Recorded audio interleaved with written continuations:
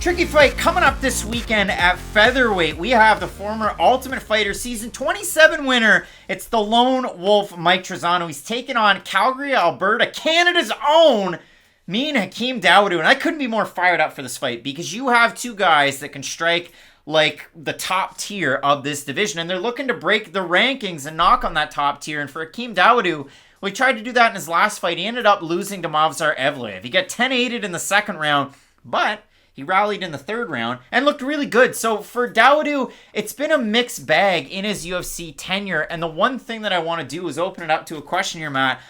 I want to ask you, who do you think had the higher ceiling as a prospect between these two guys? Personally, I always felt like Dawodu did because his style is a lot more eye-catching, so if he does end up getting on a decent win streak, I do feel like the UFC could boost him up the rankings a lot faster. With Trizano, it's odd because he felt like he was really hyped up coming off of the Ultimate Fighter, has his loss, and everybody forgets about him, so I feel like Trizano at least has more distance to cover to get back to where he was. And the craziest part about it, Hakeem was undefeated. Obviously, he had the draw over with World Series, but he was coming in as a super young prospect, the next great Canadian thing, and then he gets submitted by Danny Henry really quick, and the hype train is totally over. Now, he's won 5 fights in a row, and if you look at it for the last 4 of them, a win over Kyle Bochniak, a win over Yoshinori Horii, who, man, you want to read a story about Horii. He beats Julio Arce by split decision. He beats Zubaira Tukhugov by split decision. He's a split decision machine. Oh wait, so is Mike Trizano. And if you look at it for Trizano, he beats Joe Giannetti in the finale of The Ultimate Fighter by split. He beats Luis Pena by split. He loses to Grant Dawson by submission. He beats Ludwig Klein by decision. And the craziest part for Mike Trizano, from the Ultimate Fighter finale to his last fight, so 4 fights, he was a plus 135, plus 150, plus 135, plus 190 underdog. He's been an underdog in every UFC fight. He's also an underdog coming up this weekend. We'll talk more about that coming up. But for Trizano in his last fight against Ludwig Klein, his pressure, his ability to get back up to his feet, and a strong third round won him his last fight. And when I look at the judges' scorecards, I go, what? Huh? All 3 judges saw that fight totally differently. Adelaide Bird had first round for Klein, second round Trizano, third round Trizano.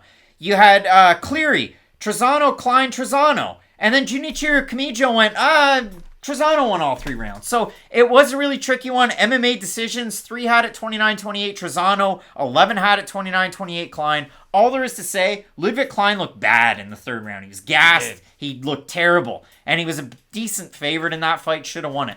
Mike Trizano, off for a very long time between the loss to Grant Dawson and the fight against Klein. A little bit of a surprise, but when you look at it for his game plan in general, it really is to pressure guys, to walk them down, and he can definitely learn some things from his teammate over at Tiger Schulman's former opponent of Hakeem Dawodu, Julio Arce, to really try and pick it up, carry the flag, and get the win. I agree with you, but I think Trizano needs a takedown to win this fight. Personally, I don't think he can stand and just purely strike with Dawodu in this matchup. Now, it's weird because I've been trying to think of, okay, what other sport can I compare this to? And I guess basketball is going to be the easiest one, and this is going to be tough.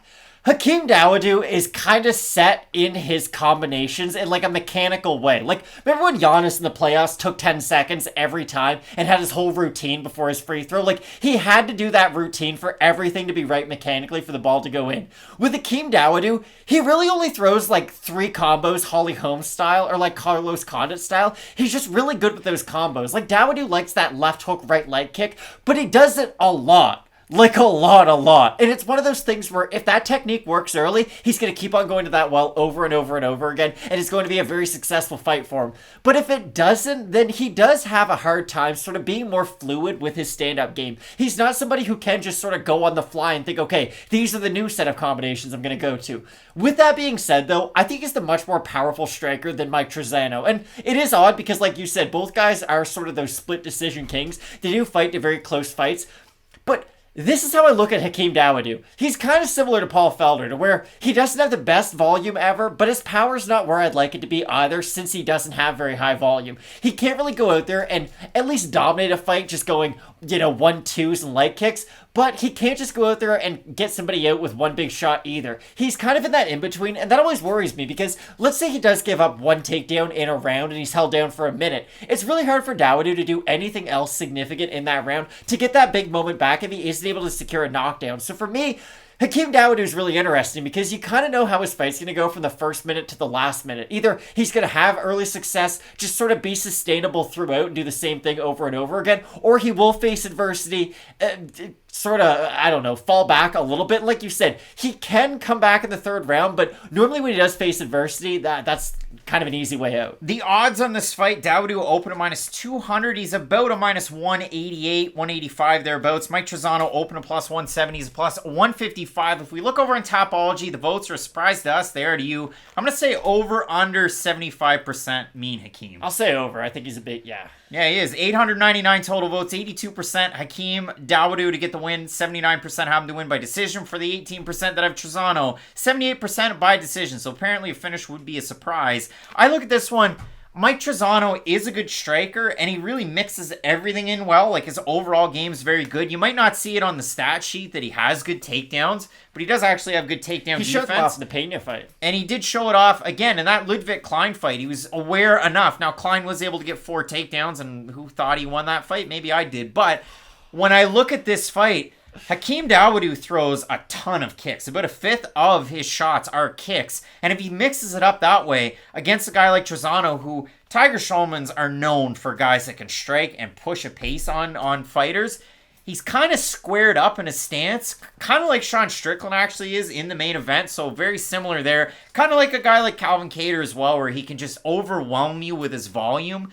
But Dawodu, statistically better volume, albeit different sample sizes. But I do like Hakeem Dawodu in this fight. I think he does have the better striking. But I'm really eager to see this fight. I mean, we have this fight on our Fight of the Night screen for a reason. And it's an oddly important fight because, like you had said, both guys did have some hype when they were in that prospect role. And I do think they both moved past it. Like, you're both over 30 at this point. You've had a loss in the UFC. You have higher expectations for where you're at. You have higher expectations than for where you are currently sitting. So I do think a win is very important for both guys because it will get them back to where they previously were. Third Canadian on the card, and we got him to get the win. It's me and Hakeem Dawodu with Alexis Davis and Marc-Andre Barriault also on this one. If you missed those videos, go back and check them out. And coming up, I mean, hey, Puna Soriano taking on Nick Maximov. I'm excited about that fight. The main event, Jack Hermansson taking on Sean Strickland. Should be a great one. Let's keep it locked in with Fight Night Picks. We always say, let's get into it.